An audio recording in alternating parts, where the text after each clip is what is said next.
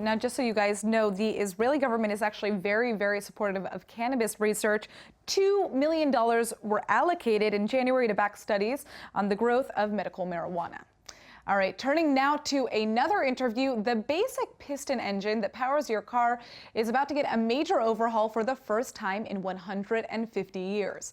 Joining me in the studio today is Gonik, the head of business development at Aquarius Engines, who's here to tell us about how her startup has just developed a single piston engine that's so powerful and cost effective, it's already being evaluated by high-end European car manufacturers.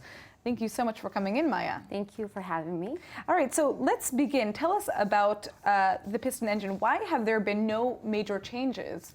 Okay, I think that the major reason was that there were several companies that tried to reinvent the piston engine, but lack of technologies that are available today in the market actually enabled us to reinvent this engine. Interesting. So how did you come up with the idea to reinvent the engine in the first place? Why change things up? Okay, so Shaul Yacobi, the inventor, he actually thinks differently. He thinks out of the box. Some people say he thinks he has no box. So he thought, why to turn things in order to create energy? Why just not create a new engine that will move from side to side and create energy in a much efficient way? So explain, what are some of the benefits of this new engine and how does it work exactly? It works, actually, it has only one piston that moves from side to side and creates energy on both ways, on both sides. We can see this image behind us to kind of get the visual. Exactly. And in a regular engine, there are a lot of systems that we do not have in this engine, that we kind of cut them out. And our engine actually has a few parts, and it's third the size of a regular engine, and it's also weight, about third of a regular engine. So what makes this engine different from the engine that exists in the past? What saves energy about it? How does it work? Okay, first of all, our engine consists only from one moving part, and it has 20 main parts.